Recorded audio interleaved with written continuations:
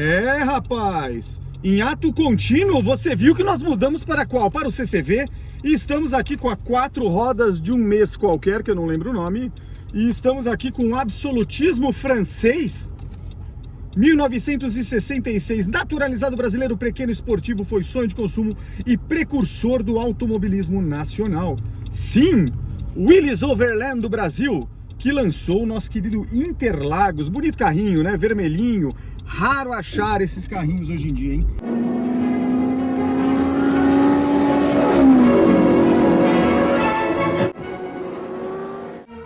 Sabia você que nesta cidade, berço da indústria automobilística nacional, cada vez se torna mais raro encontrar um carro que não seja feito no Brasil?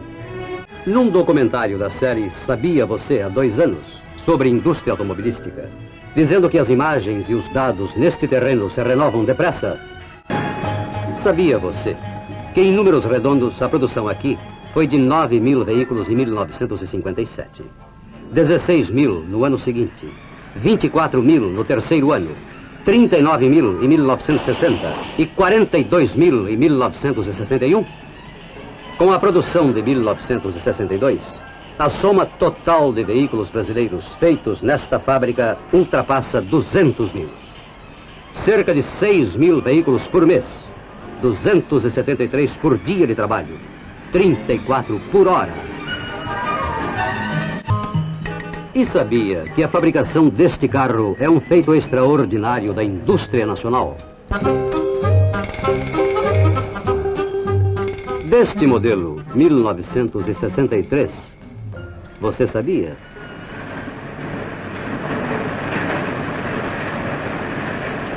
Sabia você que as 3 versões do departamento de carros esporte, conversível, berlinete e coupé, não ficam devendo nada, nada mesmo, às mais famosas marcas do mundo?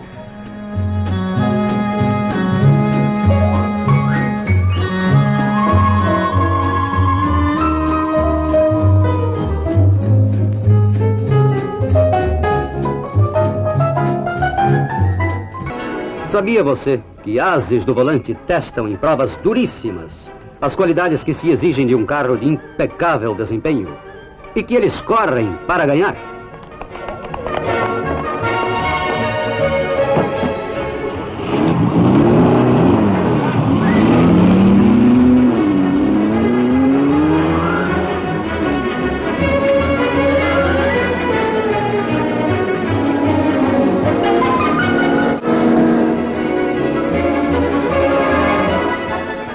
Pois saiba, finalmente, brasileiro do norte, do sul, do litoral, do oeste, saiba que o Brasil venceu, de fato, na grande competição automobilística do nosso tempo.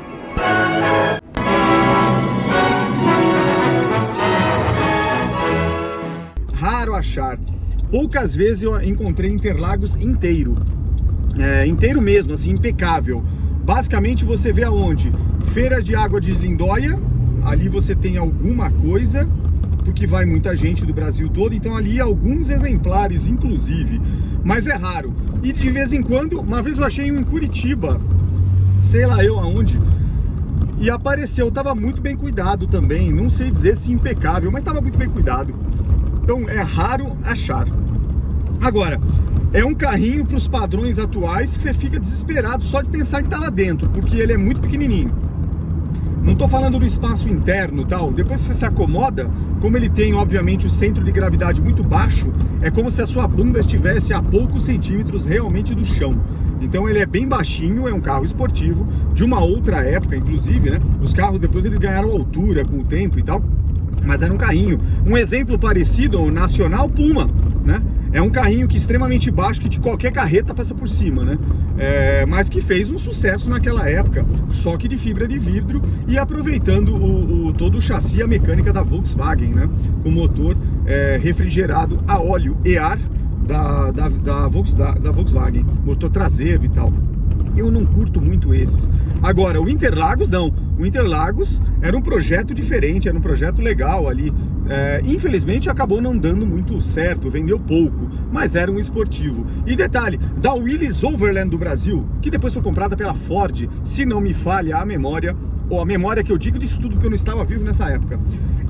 Em 67, meu avô me dizia, sim, porque meu avô comprou aquele Aero Willys, solta a foto, eu odeio quando eu faço isso, solta a foto do Aero Willys, essa foto já mostrei várias vezes aqui no canal, é uma foto que meu próprio avô, essa foto quando foi batida eu não existia, essa foto é de 1968, ou não sei, ou é 68, entre 68 e 70, porque meu avô comprou esse Aero Willys em 1967, e era o carro que depois ele me deu quando eu fiz os meus 18 anos de idade, com a vida inteira com ele. Nesse momento o carro era praticamente 0 km, mas existe ali, no canto dessa foto, ela tá aqui embaixo ainda, então aproveita.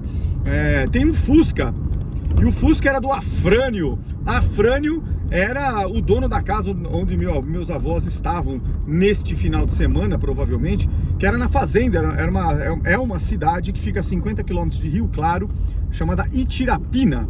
E a Itirapina era a sede da fazenda Shangri-La, ou também da antiga fazenda Palmares, Vitória, sei lá. Enfim, a família da Norá, que era prima da minha avó, tinha terras naquela região, na época do café. Eles tinham mais ou menos 1000 alqueires de terra, era uma fazenda gigantesca. Com a morte do pai, na época, essas terras foram divididas para os 3 filhos, né? Então, basicamente, as minhas férias de inverno eram passadas nessa fazenda. Ficava lá 2, 3 semanas e a gente ficava. Única comunicação com a cidade, uma caminhonete F1000 do Afrânio ou um Opala Deluxe 6 cilindros que ele guardava lá.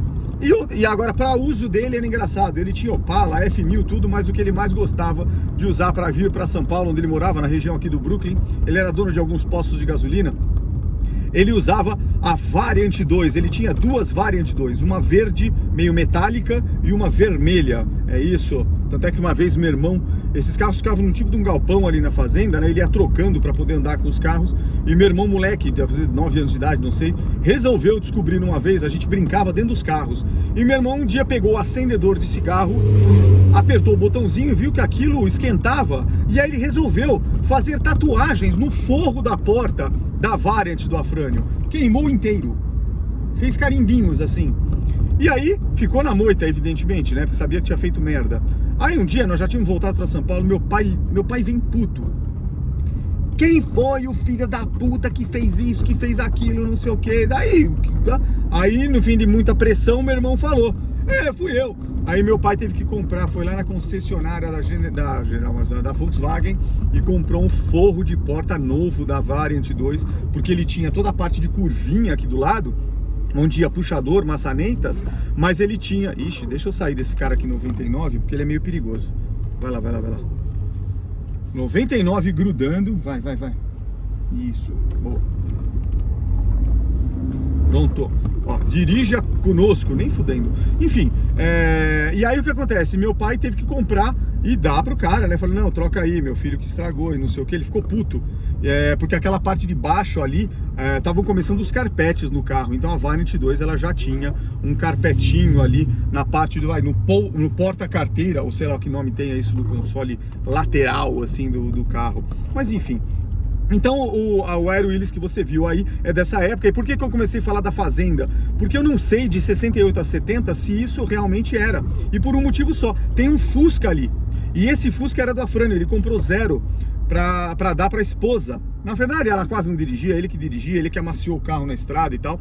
Mas era um carro, e eu não sei que ano é esse Fusca. Então os especialistas em faróis, olho de boi de Fusca, talvez digam que não, Sérgio, isso aí não é 68. Isso aí porque tem um frisinho que ele tem 2 centímetros por lado e agora é 70. Bom, então eu não sei dizer. Então, mas deve ser por volta disso. Esse carro ficou muito tempo com ele, com meu avô. Meu avô dirigia muito mal e muito pouco. Meu avô era meio barbeirão, cara, barbeirão. Então, e ele sabia disso. Ele não gostava, na verdade, de dirigir, mas tinha carro e tal. O primeiro carro dele, enfim, o primeiro carro que ficou bastante com ele, que ele gostava muito, era uma Kombi. Por quê? Porque ele levava a família inteira, ele adorava. Então, só que ele não dirigia. Então, o que ele pedia? Pro meu tio, que dirigia bem, ou pro meu pai, que demorou um pouco mais para tirar a carta, mas depois que já casou com a minha mãe e tal, já tinha a carta, né? Então, era um dos dois, eram genros que dirigiam. Ele ia no banco do passageiro. E ponto. E daí foi isso. Então aquela Kombi andou com muita gente. Geralmente 6 adultos dentro. Meu avô, minha avó, minha tia, meu tio, minha mãe e meu pai. Era a família. Antes da gente nascer, nós somos em 4 primos, né? Eu, meu irmão, meu primo e minha prima. Então, uma família pequena. Então, era isso. Essa era o negócio. Em algum momento, eu não sei lá, porque... Ah, lembro. Minha mãe conta que um dia, meu avô dirigindo a tal da Kombi, e eu acho que era uma Kombi, eu tenho uma foto dessa Kombi, não sei se eu vou conseguir colocar. Se eu colocar aqui, beleza. Porque isso tá numas fotos que eu escaneei há uns 30 anos atrás, quando eu peguei uma caixa de fotos na casa da meu avô. Mas enfim, essa Kombi era uma Kombi corujinha, né? Só tinha corujinha na época. Na época a corujinha não era raridade, amigo, era o carro que você comprava. Então, e aí eu lembro que uma vez o comentário na família é que meu tio acelerou tanto que estragou o motor. Bom, imagina que aquilo devia ser 1.200, 1.300, sei lá. Estragar o motor daquele negócio não era tão difícil, ainda mais levando carga. Mas eu sei que meu tio recebeu a fama de ter estragado o motor. Aí meu avô teve que trocar o motor. Isso ficou marcado nos anais da família. E ele resolveu subir com a minha mãe e com a minha avó. Os 3 subiram na Kombi. Minha mãe atrás, meu avô e minha avó na frente. E naquela época acho que não existia a rodovia dos imigrantes. Então ele resolveu, obviamente, subir pela Anchieta. E aí meu avô resolveu ultrapassar uma cegonha, aquele caminhão que leva um monte de carro, pelo lado errado. E a cegonha não viu a Kombi, e ao não ver a Kombi, resolveu voltar para a posição original. Pronto, lá se foi a Kombi, ladeira abaixo, barranco abaixo. Não, por sorte ele não estava lá no alto da serra, né? Senão tinha dado merda. Mas ele estava mais para baixo e ele rolou uma ribanceira. Testemunhas que resgataram a Kombi destruída, meus avós e minha mãe lá dentro, levaram para o hospital e tudo, dizem que parecia um Puma enrolando o barranco. Era assim que foi a Kombi. E minha mãe só não foi jogada para fora, pelas portas que se abrem da Kombi, né, aquela porta lateral, porque a canaleta de chuva quebrou na primeira capotagem e travou a porta. Então, minha mãe ficou lá sambando como se fosse uma maionese solta dentro de um Puma no vácuo.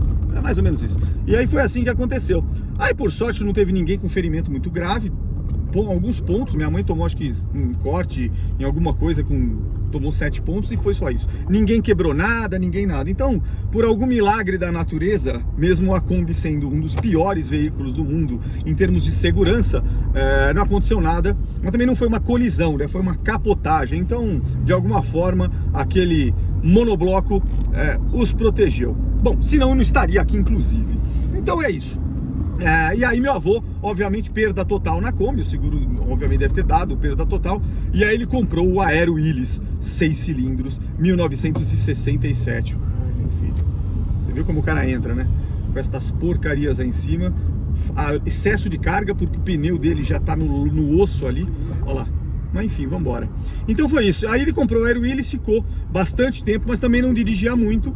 Mas ele chegou a levar, uma vez, um outro parente que trabalhava na Esso, distribuidora Esso de combustíveis, tinha postos também, resolveu construir uma casa enorme no Brooklyn também, e aí meu avô resolveu ajudar, e eles compravam sacos de cimento para entregar para os pedreiros ali. Cara, e onde é que ia esse negócio todo? No Aero Willys. Eu acho que foi por isso que eu fiquei muito puto depois, que em 1989, quando eu ganhei o carro, a primeira coisa que eu tive que fazer, depois que eu passei numa lombada, e olha que eu não passei forte, foi trocar o feixe de mola, porque quebrou.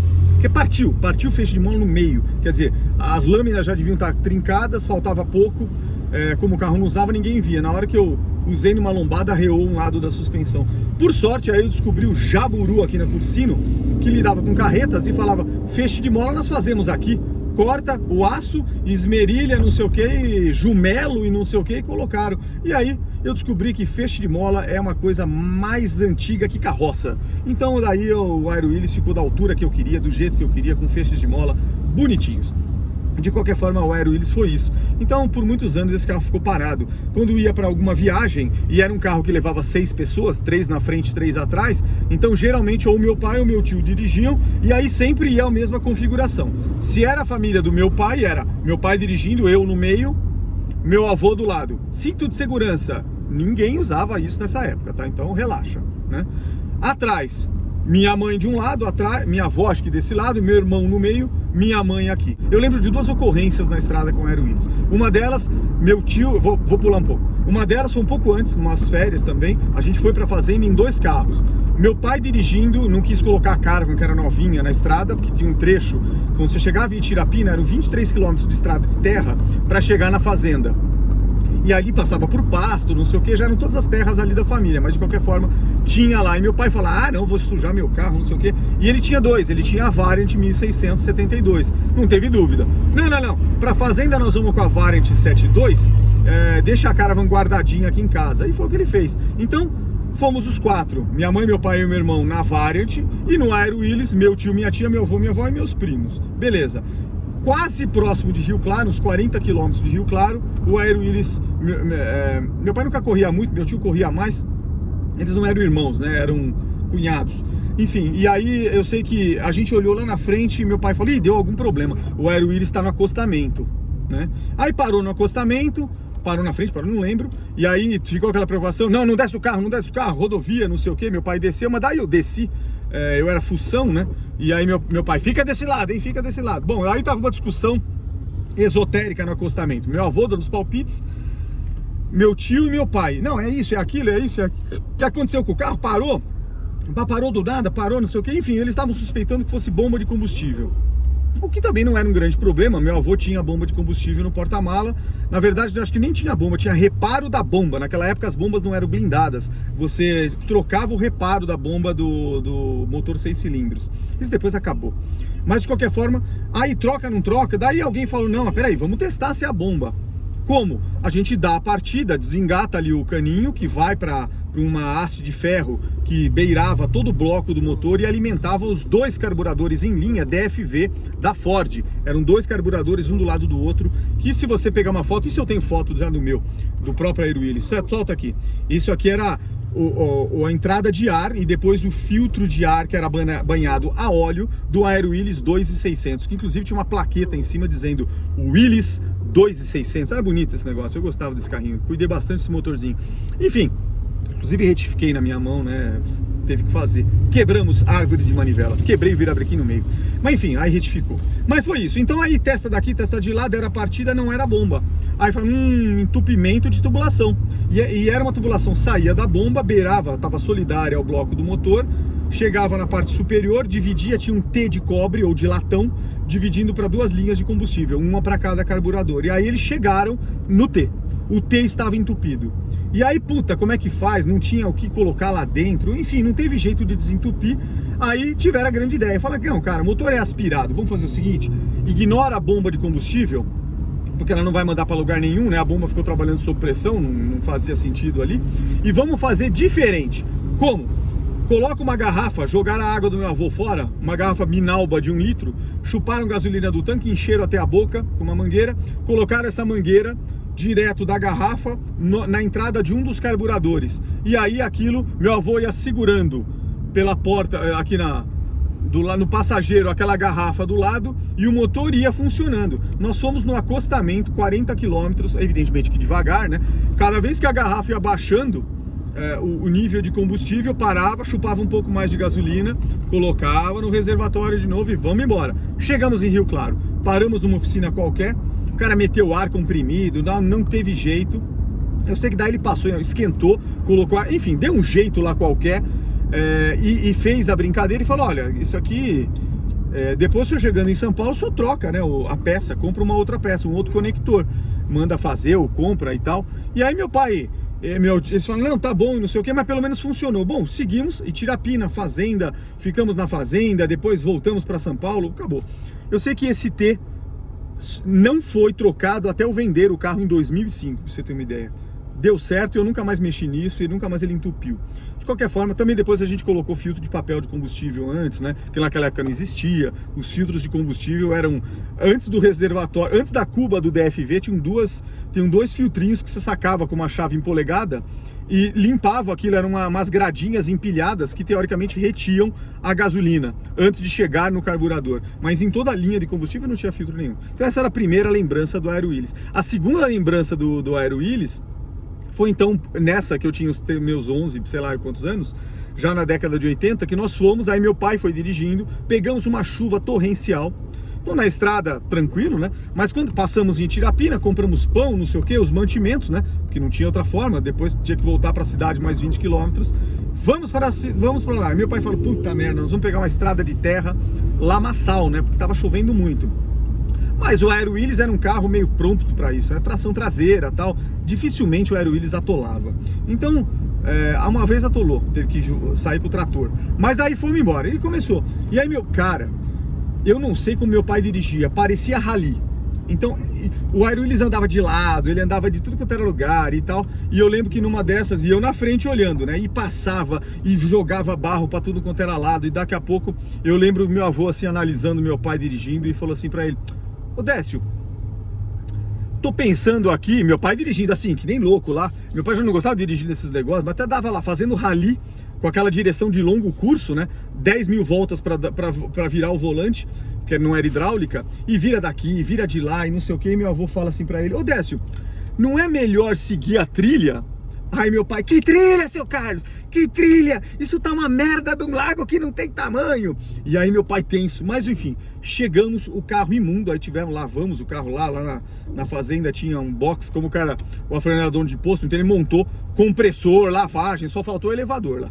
Tinha de tudo. Aí lavou o carro inteiro, ficou bonitinho, guardou e ficou a semana lá tranquilo. Depois na volta, pegamos chuva também, mas já um pouco menos, e tivemos só que descer do carro perto de um local para não atolar. Passou, fomos embora para São Paulo. E aí ficou na casa do meu avô. Então essas são as aventuras que eu me lembro do Aero Willis antes dele ser meu. Depois das aventuras que eu me lembro foi meu avô me ensinando a dirigir naquele carro.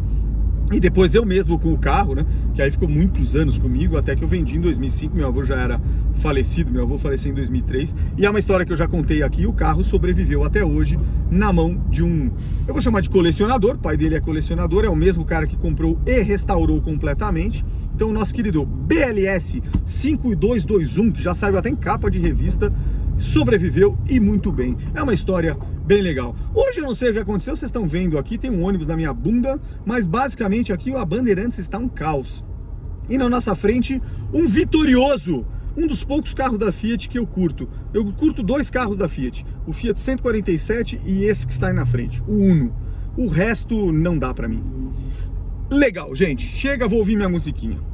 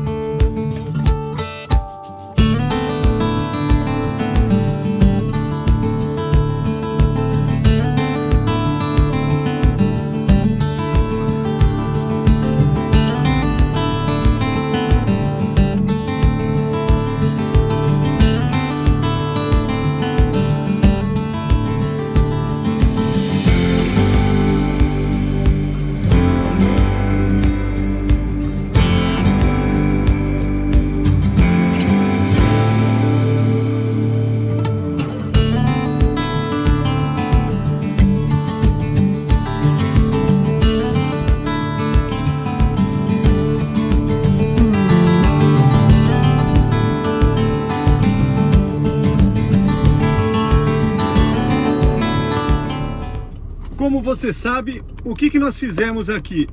Nossa.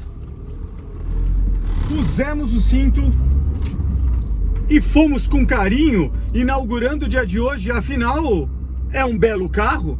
Não sou eu que estou dizendo, posso ser o dono deste exemplar, mas quem disse nada mais nada menos que Emerson Fittipaldi, como você viu. Se não viu e já cansou, não estou nem um pouco preocupado. Solta o Fittipaldi de novo. Como eu gosto.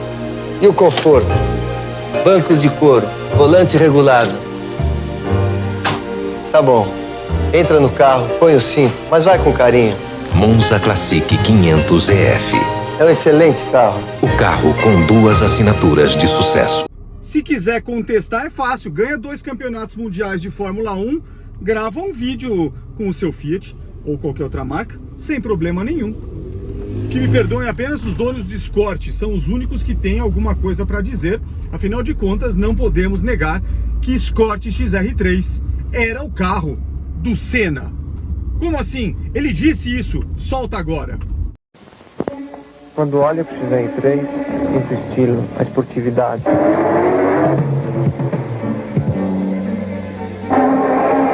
Quando toco nele, sinto o conforto, o luxo. Quando ouço o motor, sinto o desempenho, a raça. Este carro já nasceu esportivo. Escort XR3. Emoção em todos os sentidos. Eu tenho um.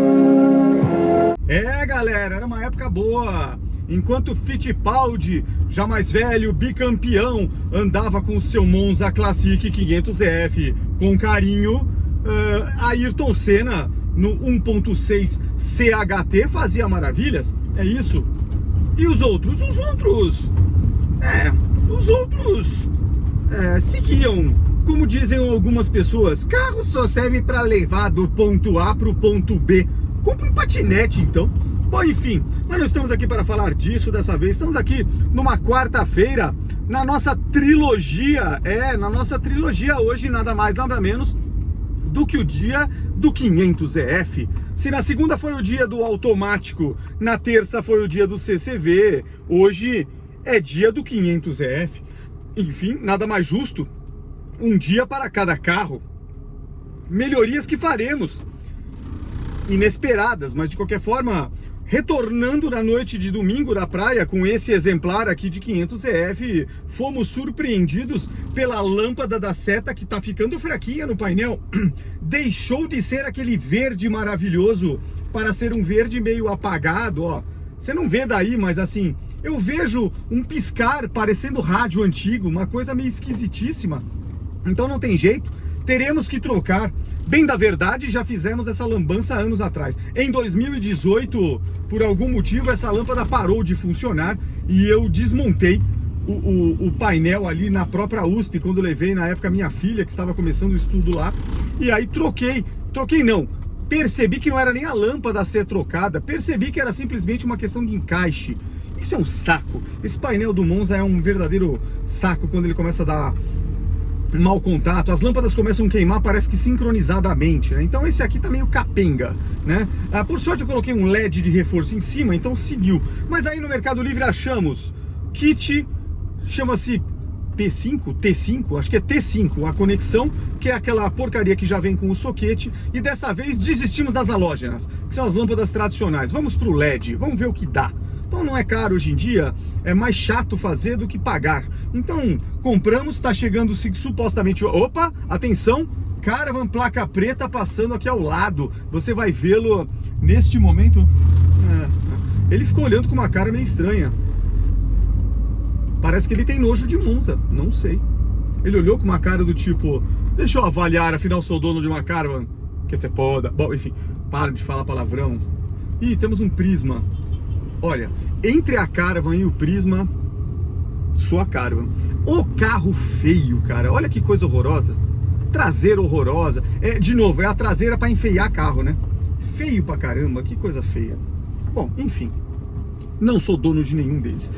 De qualquer forma, a Caravan a gente teve, né? Aquela 79 do meu pai, era exatamente aquele modelinho lá. Que o rapaz está ali na frente, só que a do meu pai era vidro Ray-Ban, vidros verdes, porque era Commodore, eu gostava daqueles vidros verdes, e era engraçado que com o sol, aquele vidro verde tingia o tapete e o carpete, que era marrom naquele carro, ficava um marrom meio esverdeado, você acredita nisso? Pois é, ficava um negócio meio esquisitíssimo. Enfim, vamos lá, não era disso que eu estava falando. Então, vamos trocar a lâmpada dos painéis, exatamente. E aí, eu estava olhando aqui, nós temos um painel novo aqui guardado, tal, e olhamos aqui o esquema. São 6, 7 lâmpadas com aquele mesmo soquete que dão conta do painel todo. Então aqui já tem várias coisas erradas, né? A luz do odômetro já não está funcionando, a da esquerda já não tá uma bosta. Então a gente vai dar uma trocada. E como já vai ter que tirar o painel, recomendação, troca todas, né? Troca todas, põe tudo LED, enfim. Só não vai trocar aquelas que vem com fiação, que por exemplo é o do freio de mão, a da bateria, essas aí não são com aquele soquete, né? Não ficam solidárias ao painel.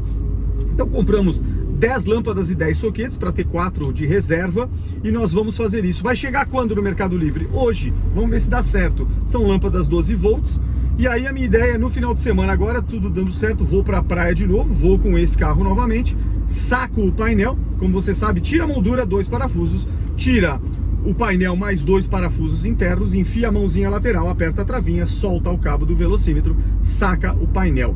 Sacou o painel, troca-se a lâmpada, bonitinho, coloca-se novamente o painel no local, aperta a trava, encaixa, faz o clique do cabo do velocímetro e segue a vida. Então é isso que nós vamos fazer. Espero ficar bonitinho. Minha expectativa é que, putz, o painel acende. Se isso ficar legal, eu vou até tirar esse LED de reforço que eu coloquei dentro aqui da moldura, mas não no painel, e até posso desativar. Tirar não, né? Só desligo o fiozinho aqui, porque fica numa emergência, já tem aqui. Adoro isso aqui, não fico dependendo de luz que fica para trás. Aqui eu faço a manutenção bem mais rápido. É isso que nós vamos tentar fazer. O que mais nós compramos? Aí um tapete para túnel. Eu achei para comprar um tapete especial para túnel de Monza. Por quê? Porque às vezes vai alguém atrás, eu tenho que colocar alguma coisa ali para a pessoa não pisar no carpete do original do carro. Esse aqui já tem um tapete inteiriço, eu comprei da Borcol um tapetão só. O automático eu adaptei um capacho, mas ficou bom. E aí ficou faltando o CCV, que quase ninguém anda, é difícil andar, mas naquela viagem nós fizemos isso, transferir o tapete desse para aquele, né? Então, para não ter que fazer isso, compramos um tapete de borracha. Vamos ver se é bom. Ao chegar hoje, pelo menos eu coloco no túnel do nosso querido CCV, né? Vamos ver o que acontece. Outra opção é tirar o capacho que eu coloquei, que é meio acinzentado, que está no automático, e colocá-lo no CCV, dado que os bancos do CCV são cinza, um tom meio acinzentado, azulado, combina, enfim, tudo para proteger o carpete original. Aqui na Avenida Bandeirantes, nessa quarta-feira, ontem foi um catso, né? Um horror. Nossa, olha que legal, cara. Esse Hyundai, vocês não vão ver na câmera, ele tá com, o cara tá rodando com aquele pneuzinho de bicicleta que vem com a fábrica quando fura o pneu. Aquele que só pode andar até 80 por hora, ele é bem fininho, eu queria mostrar, mas infelizmente o Hyundai ficou para trás. Enfim, o que temos na nossa 4 rodas?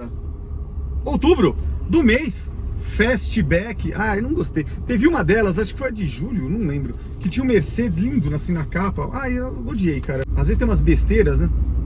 Inclusive eu não sabia. Outro dia um cara aqui no canal falou assim: você, quando tá descendo, eu comentei aqui, quando você tá descendo com o carro na serra, no automático, você põe no neutro. E eu entendi, mas que pergunta louca, mas respondi, né? Falei, não, pelo freio motor, porque não sei o que, para não desgastar freio. Mas eu fui a minha dedução foi lógica, né? E aí a 4 Rodas colocou uma pergunta de um mesmo leitor lá, que colocou para eles uma coisa parecida, e eu não sabia. O Código Nacional de Trânsito diz que se você andar na banguela é multa. Você acredita? Não sei como é que alguém vai provar que você estava na banguela, mas de qualquer forma é multa, não pode, é contra a lei, por questão de segurança. Não sabia.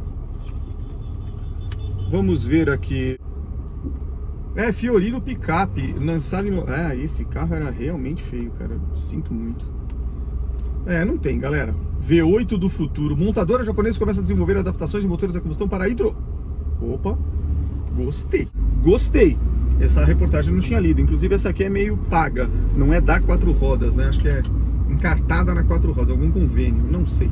Vamos lá. Na faixa azul, o que é isso? A faixa azul agora é uma faixa só para motoqueiros. Então agora eles podem se matar na mesma faixa. Não precisam mais se matar no carro dos outros, né? Vamos ver aqui. Vamos para cá, olha lá, seta. Fraca, dá que desânimo, o painel não funcionando, né? Então dá que parar o carro e fazer na hora. Mas o problema é que não estou com a lâmpada aqui. Então vai ficar para o final de semana mesmo. Porque amanhã não vamos usar carro, mas já é quinta. E na sexta-feira vamos de automático. Então esse aqui só vai ver realmente alguma coisa na sexta-noite, quando descer para o litoral. V8 do futuro. V8 do futuro que eles estão dizendo aqui é um motor a combustão, detalhe, a hidrogênio. Não é gasolina, galera. Eu já vi uma reportagem outro dia fazer uma reação e gerar a explosão ali de alguma forma. E o resultado disso, no final das contas, é água. Então significa é um veículo absolutamente não poluente, porque hidrogênio, se você não sabe, é uma das coisas que mais tem no nosso querido ar. Então é de graça, não tem como. Então esse é o primeiro ponto. Agora, eu acho legal, outro dia eu vi uma reportagem, por sinal, a 4 Rodas colocou no canal deles no YouTube, mas um daquelas porcarias que eu odeio, chamado short, que são aqueles vídeos que não trazem nada, de 30 segundos, e era um vídeo meio capenga, meio parecendo filmado em celular do jeito errado, então eu nem vi, não consegui ver. Mas basicamente, olha que interessante, era um carro elétrico, com um motor a hidrogênio para gerador. Então, na prática, existia lá dentro do carro, a bateria e tal, um gerador a hidrogênio. Então, o carro ele se movia de forma elétrica, os motores eram elétricos, mas o que gerava energia para as baterias e para os motores era a quebra do hidrogênio. Olha que interessante. Então, gerador a hidrogênio, gerando volts, que alimentam o carro elétrico em funcionamento e também recarregam a bateria. Se parar o hidrogênio, continua na bateria. Muito doido isso, né? E aí a autonomia diz que fica gigantesca, né? Porque o hidrogênio ele fica sob pressão, vai liberando aos poucos por meio de válvula, alguma coisa, então você consegue ter uma autonomia grande. E carregar com hidrogênio não é nada do outro mundo. Perigo disso, explosão, né? Qualquer tanque sob pressão você corre um risco, mas é remoto, né? Depois do GNV, que também trabalha sob pressão, esse negócio hoje em dia é super seguro. De qualquer forma, ainda assim há um risco, o elétrico menos, né? De qualquer forma, esse é o ponto. E é isso, agora eu vou ouvir minha musiquinha, que já estou aqui nessa Bandeirantes, nós vamos ficar por bom tempo. Vamos ouvir minha musiquinha, o 500F está trabalhando na temperatura correta, só tá puto com a luz da seta aqui interna, que eu tô realmente nervoso. Mas paciência, deixa de ser louco, né? Vamos que vamos, galera.